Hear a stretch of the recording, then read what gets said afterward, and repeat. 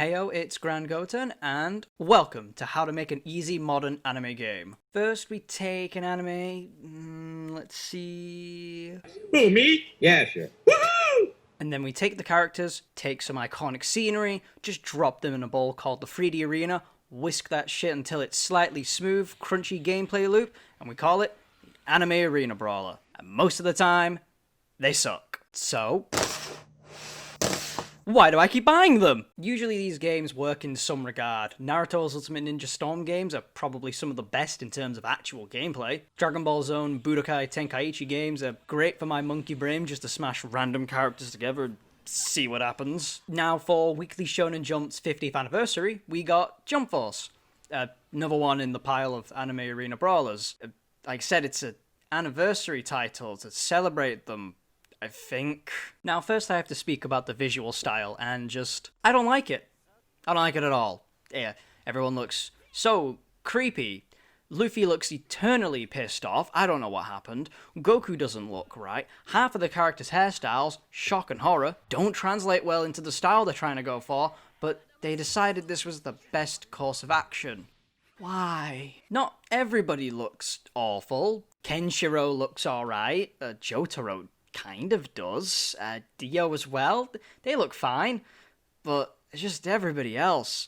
Deku's eyes, they scare me. First things first, with this game, we must make our own OC. Now I've already created a few, but for this video, I'll make one with the same amount of respect I should give this game.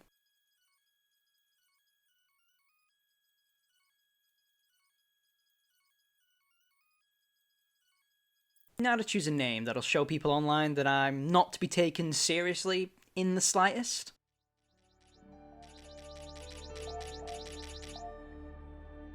Yeah. And now to make him look beautiful. There we go. Now let's get into the story, because man, I'm not a fan at all. The jump worlds in our own world have collided. Oh no, it really means nothing. We start with Frieza attacking a very vacant New York City. Goku arrives to lay the beat down, and your own OC is caught in the crossfire. Trunks arrives and revives you with an item called the Umbra Cube, which allows you to become the greatest self-insert known to man. Following that, we meet Director Glover, and he explains that the worlds have merged, and the villains are using their own Umbra Cubes to turn humans into evil OCs to cause havoc or something. It really doesn't lead anywhere in some way. Kinda. Glover introduces you to the Jump Force. He said it! He said it!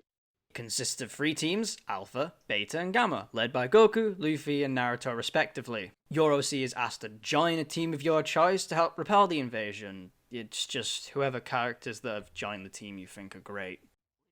Whoa, means nothing. Meanwhile, Light Yagami is here and attempting to restore his Death Note as the merging of worlds has left it out of charge. During all this, we just don't really get much plot as it starts boiling down to just back and forth with the villains and Umbra Cube OCs. You just go out with a cast of characters, fend them off, learn a bit more information, and get some really bare bones interactions with the main cast, and some really unsubtle actions from Director Glover. We get some actual plot when a girl called Angela arrives. Suddenly members of the Jump Force are being infected like the humans and villains are with the evil Umbra Cubes, causing some upset. Sanji is blamed because he likes Angela, and to everyone's shock and horror, it was Angela! Angela reveals herself to be Galena, who steals all the Umbra Cubes the Force has and delivers them to Kane, her partner in crime sort of sorts, who wants to use the powers of the cubes to wipe out humanity. After a bit more back and forth of nothing, you pursue Kane and Galena and beat Kane, and then suddenly... who knew the obviously suspicious guy was the true villain? It's genius. It's absolutely genius. Director Glover reveals himself as Prometheus, the key man who is charged with sharing the real world the stories of Shonen Jump. Yeah, apparently we get all our stories from this dude. I don't like that. Look at him. Apparently, Promo here grew tired of humanity's vices and wanted to merge the worlds in order to guide humanity in the right direction. Using evil Umbra Cubes and the good Umbra Cubes, he wants to become God. So Kane, Goku, and the rest all help your OC to beat Promo and stop his plans. Promo's death doesn't reverse the merging of the worlds, leaving Earth under constant threat. So Trunks decides that the OC just has to become the new director and help humanity. That's it. The story's fine, I guess. It's obviously just an excuse to have random Shonen Jump series interact with each other, but every character just feels like a basic variation of themselves, as if whoever was writing it just went and saw a wiki page, his first line of what the characters are all about, and decided, that's enough.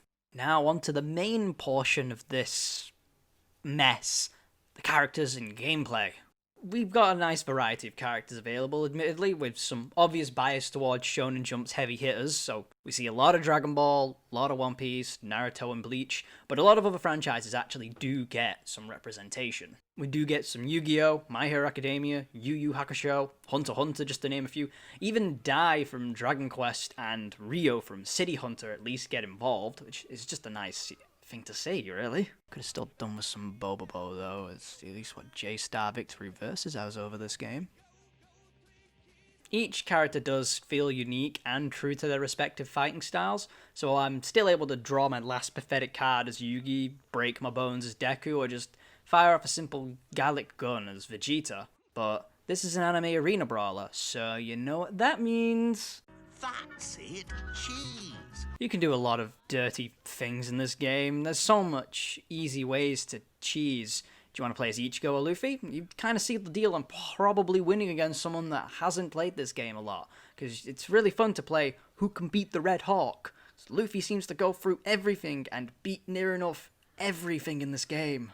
I don't know what they did, but somebody had it big for Luffy and wanted him to be really, really good. Sometimes just seeing someone online repping Toguro from Yu Yu Hakusho as their first assist makes me know I'm about to see some really wacky shit the game has to offer. Everything in this game, everything and all, just feels janky. Gameplay feels janky. Stringing combos together feels janky. Calling in your assist feels janky. Becoming the next character in your selection feels janky. Just moving around the battle or in the hub area feels janky. The hub area lags most of the time. How does it even begin to do that? Look at this. Each time I played the game to get some footage, I felt some odd sense of dread. It just moves at such an awkward speed everywhere. I just feel the constant jank, no matter what. It all seems to work, but then doesn't work at the same time. I don't get it. I can say one thing. The game is quite enjoyable to play with a friend, just repping a team of random boys and the few females available and seeing what kind of dumb shit we can pull with the game's insistence of working, not working, has rule in place, breaks those rules on its own accord. But Jump Force doesn't want to leave you dry with no additional content. We've got missions to look forward to, except it's just playing with overloaded RNG as you try to get some outfit pieces for your CAC, or just get moves that you can end up buying in the store if they don't drop for you. These feel really inconsequential, actually. There's not really much point to them. To like Jump Force, I have points I feel like I do. There's some maddening reason I keep coming back to it. I go on for punishment, maybe? I don't know. Just, there's reasons I come back and I want to like it. It's got a cast of characters I love from a load of franchises I love, but everything else is just overloaded with horrible, horrible jank. Overall, Jump Force is just another mediocre 3D anime arena fighter. There's just not much point in giving it the time of day unless you really, really love most of the franchises that it represents. This probably won't be the first anime game I cover, as there's so many games from each respective franchise just shown in Jump Force itself. If there's any that you feel like I should have a look at, just go ahead and suggest something. As always, please like, comment, and subscribe, and also I keep forgetting to mention that bell thing. Apparently that's something that you're all supposed to mention. And with any of my videos, please tell me on how I can improve upon the next one, as I want to at least try and make each video that little bit better than the last. Thank you.